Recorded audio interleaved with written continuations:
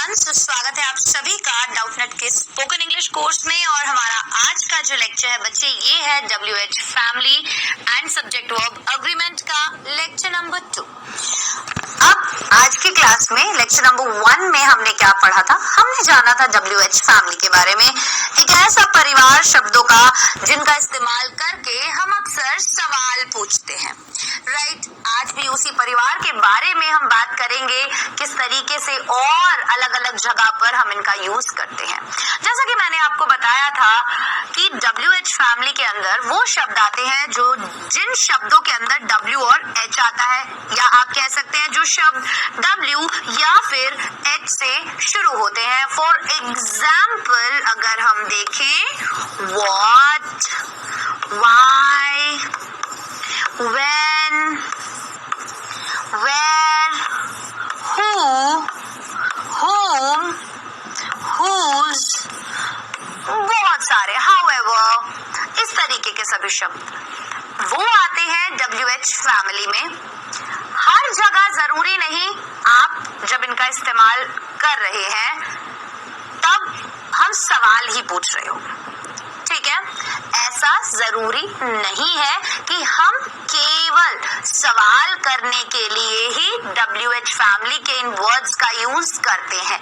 और कहां कहां पर इन शब्दों का इस्तेमाल होता है, सबसे पहली चीज आपको ये याद रखनी है कि ये सवाल करने के लिए यूज होते हैं, वो मेन चीज है, ठीक है। दूसरा कहां पर, मतलब कि अगर नॉन लिविंग थिंग है या लिविंग थिंग है तो कैसे यूज करेंगे, ठीक है। और किस किस शब्द का मतलब क्या होता है। फॉर एग्जाम्पल व्हाट का मतलब होता है क्या या फिर जो, व्हाई का मतलब होता है क्यों, व्हेन का मतलब होता है कब, वेयर का मतलब होता है कहाँ, हु का मतलब होता है कौन, होम, हुज किसका, कौन सा। सो यहाँ पर जब हम बात कर रहे हैं WH फैमिली के बारे में तो आज भी आप देखेंगे, मैं आपको बताऊंगी जब हम दैट इज के साथ इनका यूज करते हैं तो वो कब करते हैं, जहां पर हम कोई सवाल नहीं कर रहे होंगे, केवल सिंपल सेंटेंसेस आप देखेंगे वहां पर हम बनाए हुए मिलेंगे। उन सेंटेंसेस को आप डेली लाइफ में यूज भी करते हैं। साथ ही साथ जितने भी WH वर्ड्स हैं वो सभी मैंने नोट्स में विद हिंदी मीनिंग्स लिखवा दिए हैं। ट्राई कीजिएगा आप उन सभी का मतलब अच्छे से याद कर लें, ठीक है। चलिए बढ़ते हैं आगे। आज जैसे यहाँ पर आप लिखा हुआ देख सकते हैं, that is what, that is why, that is how, that is who, that's when, that's where, that's which. आप देख रहे हैं यहाँ पर ऐसे लिखा है THATS। ये क्या होता है? ये जब हम ऊपर कॉमा लगाते हैं, यहाँ पर आप कॉमास देख सकते हैं, ये होता है एपोस्ट्रोफ। ये किस लिए यूज होता है? शब्द को छोटा करने के लिए। अगर हमें लिखना है he is तो इसको छोटा करके हम क्या लिखते हैं? his, right. अगर हमें बोलना है that is, इसको स्मॉल शॉर्ट में बोलना है हमें, तो हम क्या बोलेंगे? that's,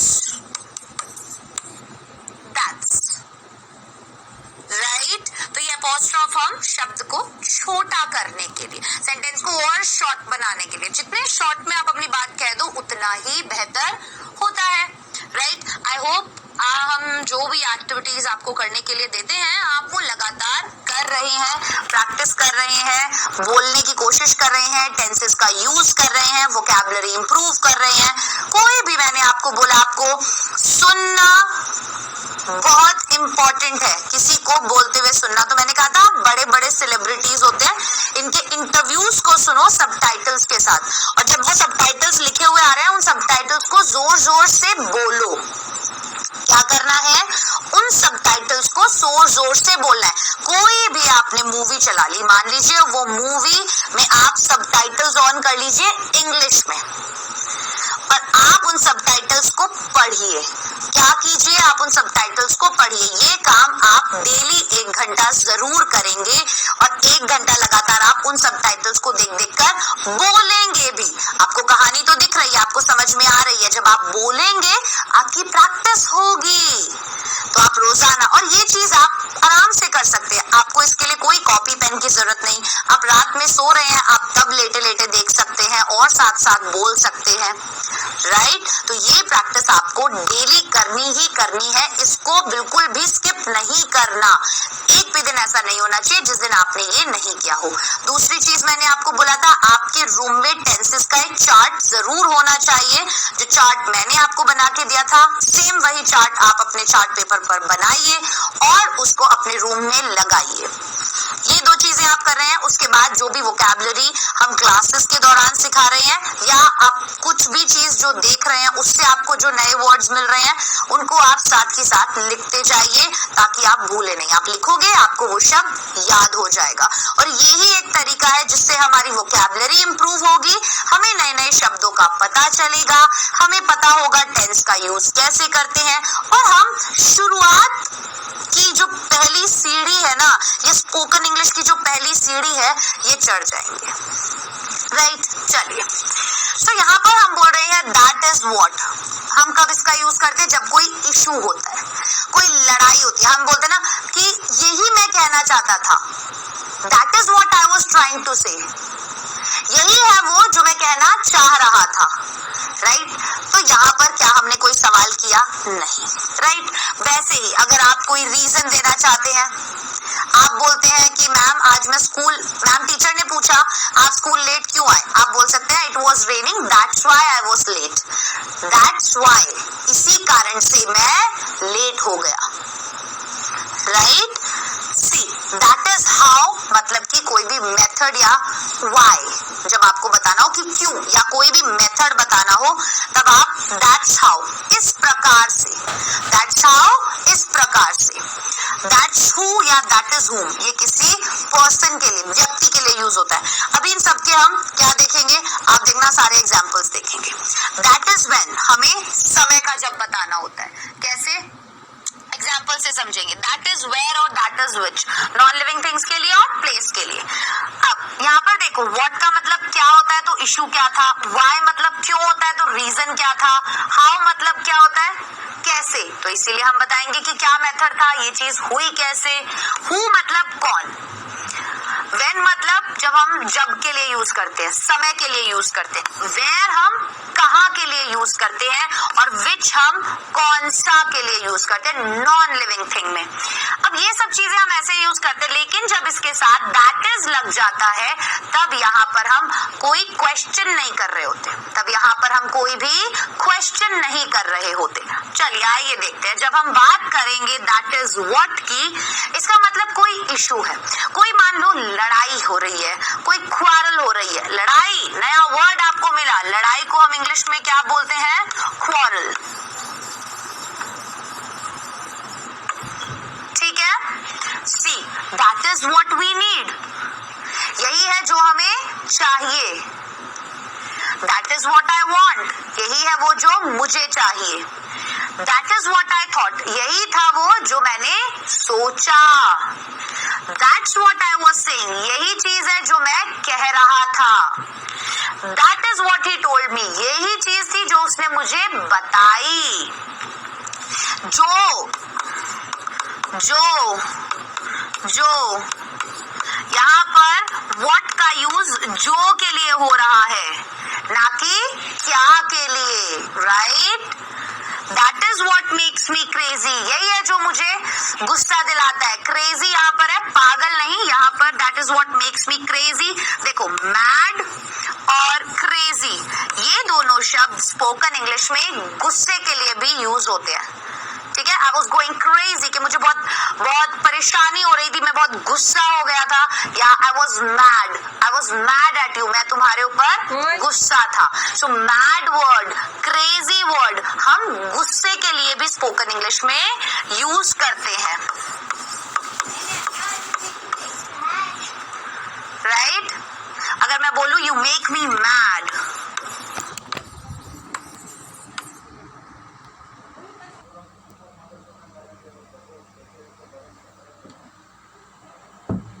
हेलो एवरीवन, सो स्वागत है आप सभी का डाउटनेट के।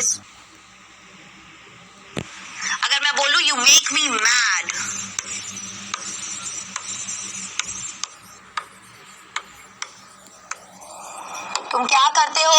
मुझे गुस्सा दिलाते हो, right? That is what makes me crazy. That is what I would like to know.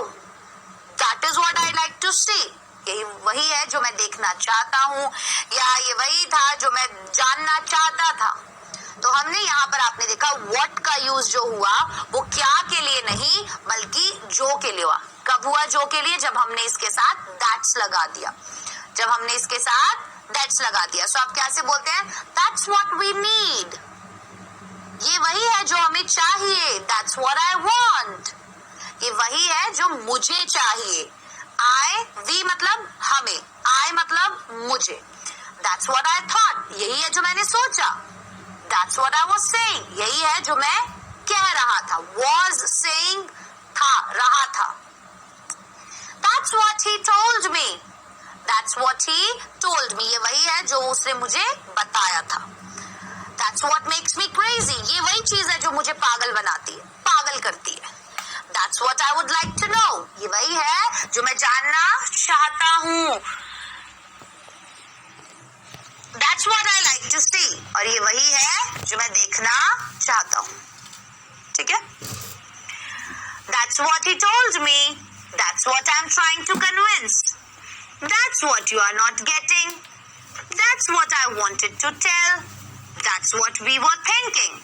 That's what I am asking to you. So see, यहाँ सभी जगह what का यूज जो के लिए हुआ है। That is what he told me. यही चीज थी जो उसने मुझे बताई। That's what I am trying to convince. यही है जो मैं तुम्हें समझाने की या कन्विंस करने की कोशिश कर रहा हूँ। That's what you are not getting. अरे यही तो चीज है जो तुम समझ नहीं रहे हो। You are not getting. You are not getting. समझ नहीं रहे हो।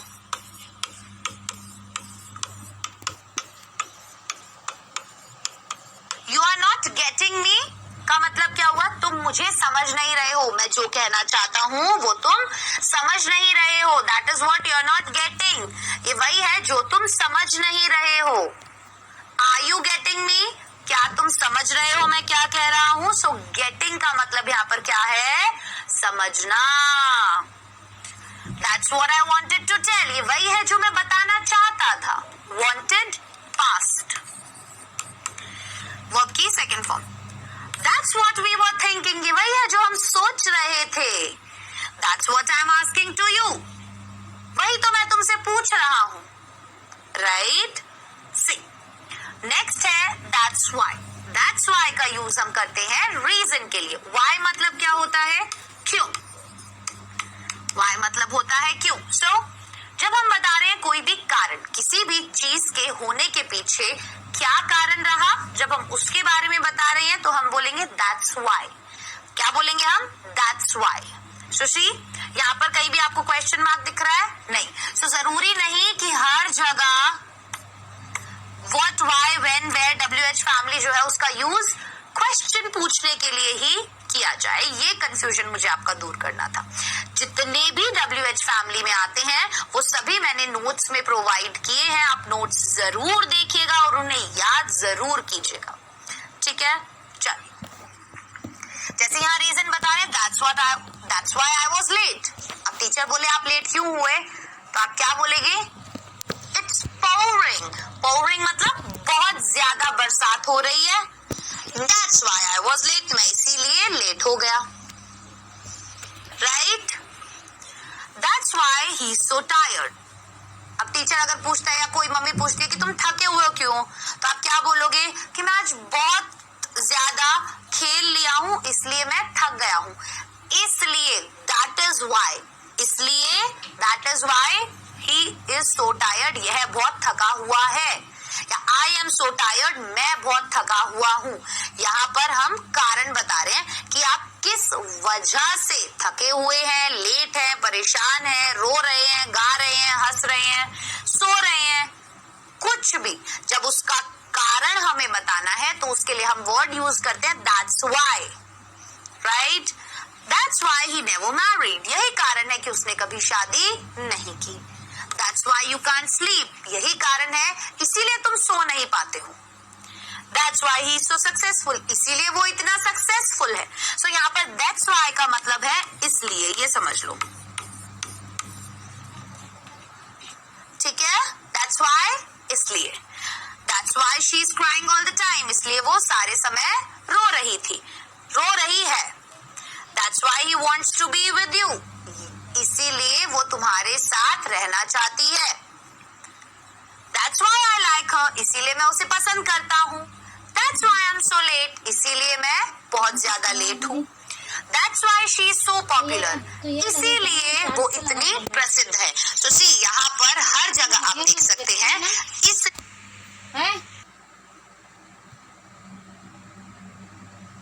बहुत ज्यादा लेट हूँ. That's why she is so popular. इसीलिए वो इतनी प्रसिद्ध है.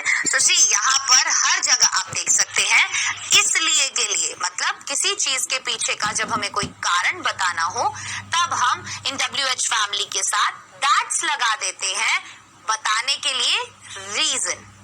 ठीक है, चलिए. That's why you should quit smoking. इसीलिए तुम्हें धूम्रपान छोड़ देना चाहिए. That's why I failed. इसीलिए मैं फेल हो गया. That's why he beat you. इसीलिए उसने तुम्हें मारा. That's why you are poor. इसीलिए तुम गरीब हो. That's why I learn English. इसीलिए मैं इंग्लिश सीखता हूँ. So I hope ये दोनों reasons आपको समझ में आए. That is what and that is why.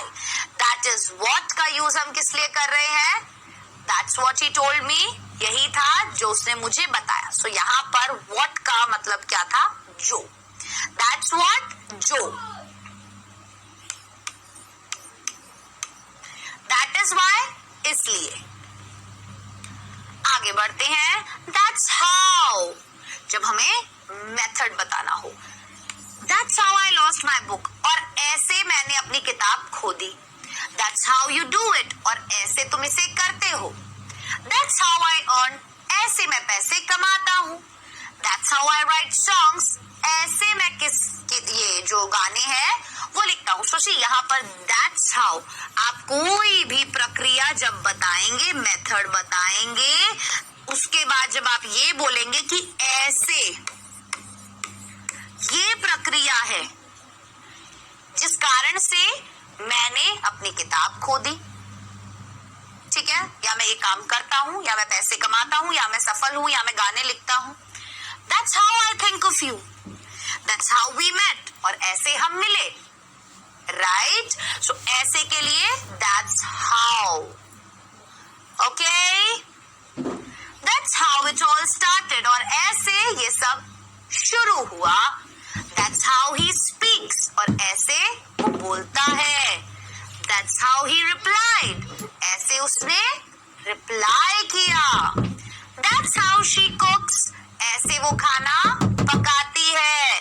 That's how they work. ऐसे वे काम करते हैं. That's how I wrote. ऐसे मैंने लिखा. जब हमने बोला ऐसे, उसके लिए हमने that's how यूज करा. जो के लिए पता चला, इसलिए के लिए पता चला, ऐसे के लिए पता चला.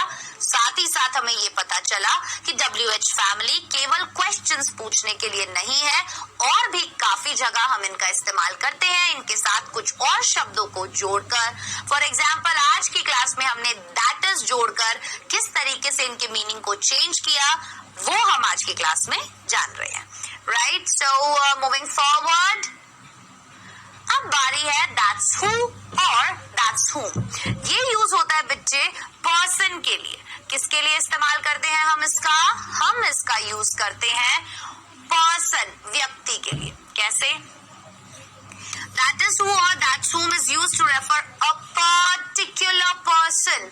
Particular कोई एक निश्चित व्यक्ति, certain person के लिए जब हम यूज कर रहे हैं तो who और whom का यूज करते हैं. Let's see. That's who I helped. That's whom I helped. ये वो है जिसकी हमने मदद की. So that's who या that's whom जिसकी. ठीक है.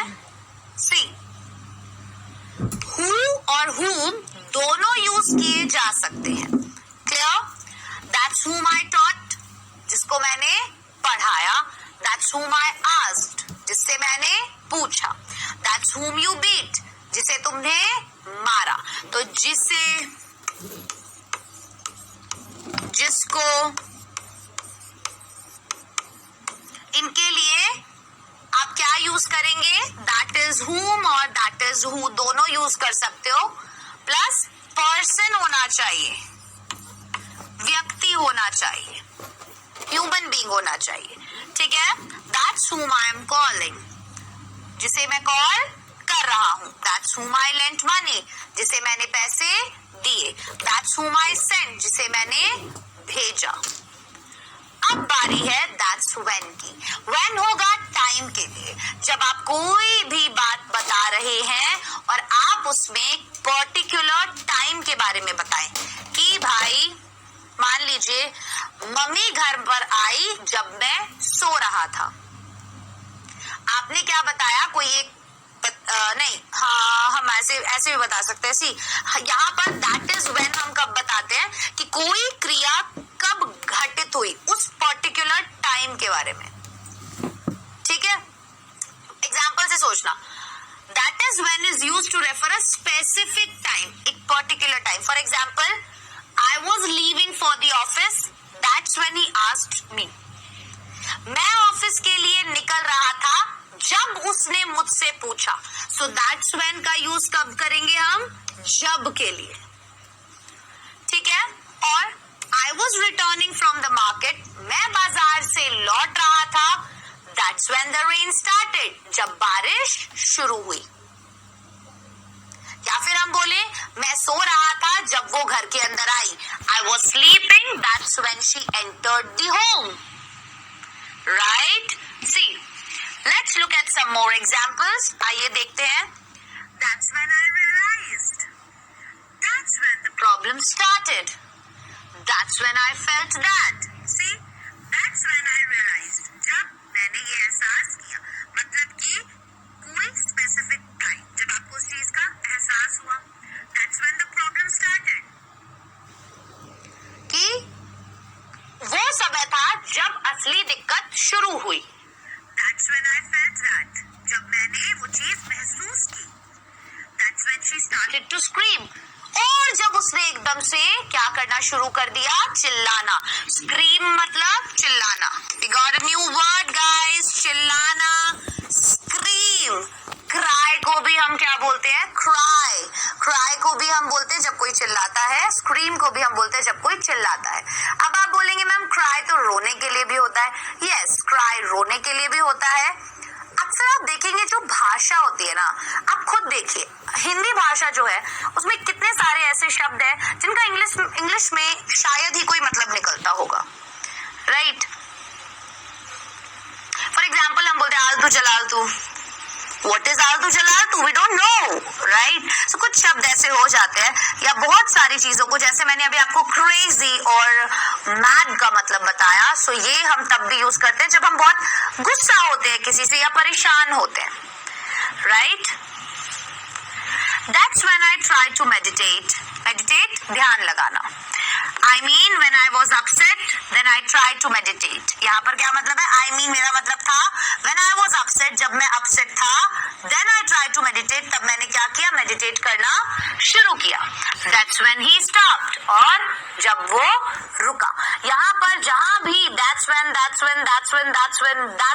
का यूज हुआ है, तब हम किसी एक निश्चित समय के बारे में बता रहे हैं. मैं आपको एग्जाम्पल भी बताया कि I was sleeping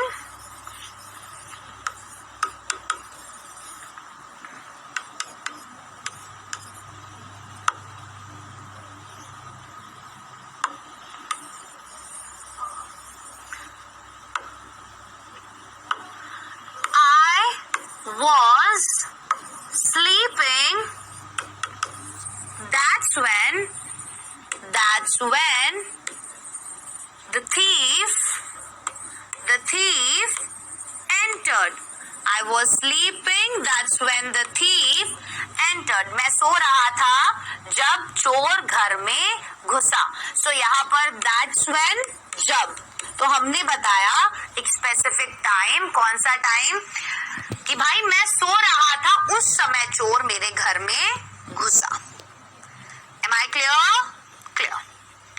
That's when I got my mobile. That's when I came back home. That's when I called you. Called you मतलब मैंने तुम्हें कॉल किया. That's when I went to hospital. जब मैं हॉस्पिटल गया. So जब मतलब वो निश्चित समय, that particular time बचे, that specific time जिसके बाद कोई भी इंसिडेंट, कोई भी घटना घटी. That's when I met her. उसने कोई एक बताया कि मैं मान लीजिए अपने एनुअल डे पे गया था और जब मैं उससे वहां मिला. So there was a specific time कि वो एनुअल डे पे गया जब उससे मिला. That's when I bought that book. That's when I bought that book. जब मैंने वो किताब खरीदी. तो वो समय बता रहे हैं हम यहाँ पर. क्लियर. अब बारी है दैट्स वेयर. दैट्स वेयर मतलब हम कोई पर्टिकुलर जगह बताते हैं. यूज्ड टू मीन और से अबाउट अ प्लेस. जब हम किसी जगह के बारे में बताएं. That's where I put my keys.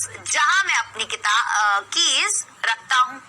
That's where you are wrong. ये वही है जहां तुम गलत हो. So ये यूज होता है जहां के लिए. Right? That's where the river meets the sea. जहां नदी समुद्र से मिलती है. That's where my sister lives. जहां मेरी बहन रहती है. So यहाँ, जहां या वो जगह. जब आप किसी एक पर्टिकुलर प्लेस की बात कर रहे हैं, केवल ये मत सोचिएगा कि जहां के लिए. बोलते समय हम जहां, वहां, यहाँ बहुत सारी चीजें बोल देते हैं. राइट. सो यहाँ पर हम बोल रहे हैं दैट्स वेयर मतलब हम किसी एक पर्टिकुलर प्लेस की बात कर रहे हैं जिसके बारे में हम बता रहे हैं. That's where I draw the line. जहां मैं फिर एक लाइन बना देता हूं. That's where I picked up the phone. Next है that's which. So this is important. That's which का यूज आप नॉन लिविंग थिंग्स के लिए करेंगे. For example that's which I am searching. That's which he gave me. That's which I was looking for. यहाँ पर आप जिस भी चीज के बारे में बात करेंगे वो सब नॉन लिविंग थिंग्स होंगी. जैसे that's which I am searching. ये वही है जो मैं ढूंढ रहा था.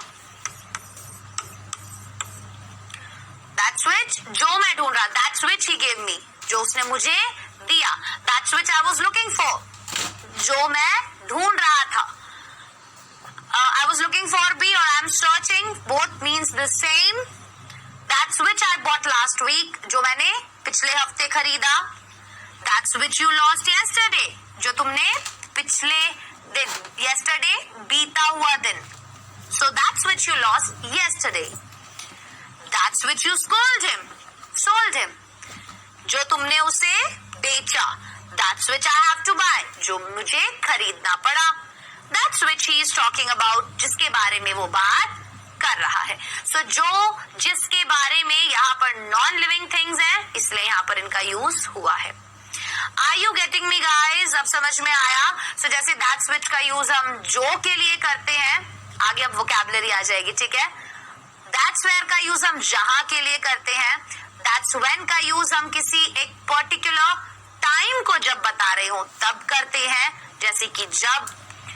उसके बाद हमने हु और हुम का यूज देखा.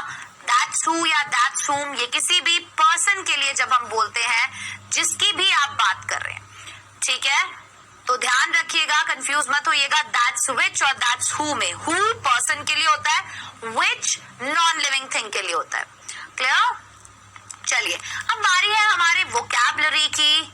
तो आइए कुछ आज बहुत स्वादिष्ट चीजों के नाम हम जानेंगे इंग्लिश में और आपको बड़ा मजा आएगा. So English version of some important mouth watering sweets. Mouth watering. See क्या लिखा हमने. Mouth watering. माउथ वाटरिंग मतलब मुंह में पानी ला देने वाली कुछ मिठाइयाँ. स्वीट्स मिठाइयाँ स्नैक्स पे सेंटेंसेस हम देखेंगे. फॉर एग्जाम्पल क्या दिख रहा है आपको. कचौड़ी. एग्जैक्टली. कचौड़ियों को हम इंग्लिश में शॉर्ट ब्रेड बोलते हैं. क्या बोलते हैं. शॉर्ट ब्रेड या फिर हम पाए भी बोलते हैं. कचौड़ी को हम इंग्लिश में शॉर्ट ब्रेड या फिर पाए दोनों नाम बोल से बुलाते हैं. सो आज के बाद अगर आप कचौड़ी देखें अपने सामने सो आप बोलेंगे these shortbreads are so yummy. ये जो शॉर्ट ब्रेड्स हैं मतलब ये जो कचौरियां हैं ये बहुत ही स्वादिष्ट है. शॉर्ट ब्रेड कचौड़ी. अगेन मेरे साथ बोलिए कचौड़ियों को इंग्लिश में क्या बोलते हैं? शॉर्ट ब्रेड या फिर pie. So these shortbreads are so yummy. ये शॉर्ट ब्रेड्स बहुत ही स्वादिष्ट है. नेक्स्ट, इमरती. हाय हाय हाय हाय हाय, बड़ी ही लाजवाब होती है ये. जलेबी हो या इमरती, इन्हें हम बोलेंगे फनल केक. क्या बोलते हैं? Funnel cake. राइट. सो अगर आपको बतानी है my favourite dish is funnel cake, my favourite dish is funnel cake, मेरा पसंदीदा डिश नहीं, मेरा पसंदीदा डिजर्ट. डिजर्ट खाना खाने के बाद जो भी मीठे में हम खाते हैं उसे हम डेजर्ट बोलते हैं. डेजर्ट के दो मतलब होते हैं, एक रेगिस्तान, एक मीठा. राइट. एक होता है डिजर्ट, एक होता है डेजर्ट. राइट. सो एक का मतलब होता है रेगिस्तान, एक का मतलब होता है मिठाई. प्रोनाउंसिएशन अलग अलग है, बाकी सब सेम है. यहां तक बात समझ में आई? सो इमरतियों को इंग्लिश में बोलते हैं फनल केक. नेक्स्ट, अरे वाह, खोआ आपने अक्सर अपनी मम्मा को घर पर निकालते हुए देखा होगा. दूध को जब हम पकाते जाते हैं तो उससे खोआ निकल जाता है. उसकी मिठाइयां, पेड़े, बर्फियां, बहुत कुछ बनता है. उसको हम इंग्लिश में कंडेंस्ड मिल्क बोलते हैं. क्या बोलते हैं? Condensed milk. Again condensed milk, condensed milk. English में कंडेंस्ड मिल्क, हिंदी में खोया. Okay. Next, samosa. O my God, snacks. किसको पसंद नहीं है इंडिया में समोसा? लेकिन इंग्लिश में इसे बोला जाता है रिसॉल. रिसॉल या फिर हिंदी में समोसा. राइट. चलिए, सो रिसॉल आप इसे बोलेंगे अंग्रेजी में. आई बात समझ में? बढ़ते हैं आगे. अगली हमारी डिश दिख रही है हमें पकौड़े. सो पकौड़ों को हम इंग्लिश में फ्रिटर्स बोलते हैं. क्या बोलते हैं? फ्रिटर्स. फ्रिटर्स डबल टी है इसलिए ठ की साउंड आनी चाहिए. फ्रिटर्स. ओके. पकौड़े चटनी के साथ. Oh my god, very very very very delicious and yummy. Fritters. And then आप यहाँ देख सकते हैं अनुष्का शर्मा कुछ खा रही हैं. रब ने बना दी जोड़ी मूवी में, बड़ा तीखा तीखा गोलगप्पे. बहुत इजी नाम है इंग्लिश में, वाटर बॉल्स. क्या बोलते हैं इनको इंग्लिश में? Water balls. Water balls, water balls. याद रखिएगा नाम. जब भी मैं कुछ ऐसा कुछ पढ़ाती हूँ, सो जो मैं बोल रही हूँ ट्राई कीजिए आप भी जब पढ़ रहे हैं तो उन्हें बोले, क्योंकि केवल मन में बोलने से ना इंग्लिश नहीं आएगी बोलनी.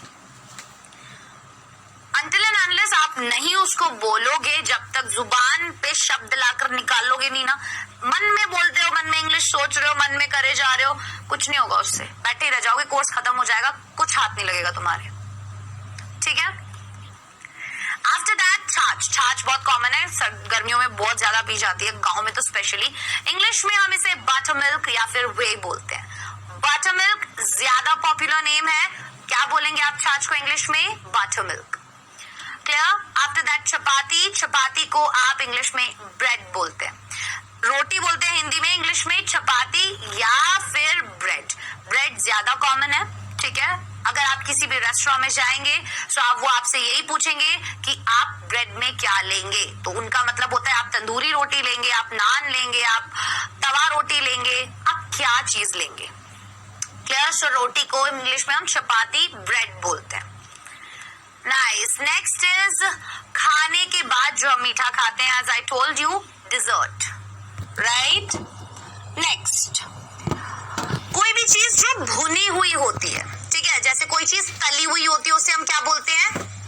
उसे हम क्या बोलते हैं? कोई सी भी चीज को हम तल देते हैं, या कोई भी चीज सूखी होती है, तली हुई चीज को हम फ्राइड बोलते हैं. तली हुई चीज को हम फ्राइड बोलते हैं. भुनी हुई चीज को हम रोस्टेड बोलते हैं. ठीक है. सो याद रखना, अगर कोई तली हुई चीज है तो उसे हम फ्राइड बोलेंगे. जैसे जो फ्रिटर्स होते हैं वो फ्राइड होते हैं, पकौड़े फ्राइड होते हैं, रिजॉल होते हैं वो फ्राइड होते हैं, समोसे तले हुए होते हैं, फ्राइड होते हैं. लेकिन जो चना होता है वो रोस्टेड होता है. राइट. इन इंग्लिश में चिकपीस भी बोला जाता है. क्लियर. हलवाई को इंग्लिश में क्या बोलते हैं? हलवाई जो इन सभी चीजों को बनाता है उसे कन्फेक्शनर बोला जाता है, और हलवाई की जो दुकान होती है उसे कन्फेक्शनरी बोला जाता है। तो हलवाई को इंग्लिश में कन्फेक्शनर, उसकी दुकान को इंग्लिश में कन्फेक्शनरी। क्लियर? यहाँ तक बात समझ में आ गई। ये थी बेटा आज की क्लास। अब बारी है क्विज की। क्विज का पहला क्वेश्चन है ये, किसकी तरफ इन इंग्लिश, किसकी तरफ को इंग्लिश में क्या बोलेंगे? Towards whom, towards who, both 1 and 2 या फिर none?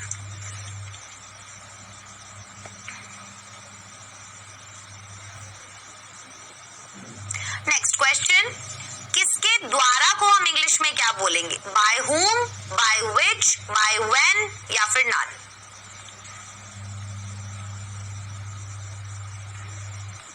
Okay, so question number 1 जो उसका जवाब क्या होगा? Both 1 and 2। हम किसकी तरफ के लिए हु और हुम दोनों का यूज कर सकते हैं। पर्सन के लिए हु और हुम दोनों का यूज होता है, और तरफ के लिए हम वो यूज करते हैं, राइट। तो बोथ 1 and 2 यहाँ पर जो मैंने बताया वो सही ऑप्शन आपका होगा,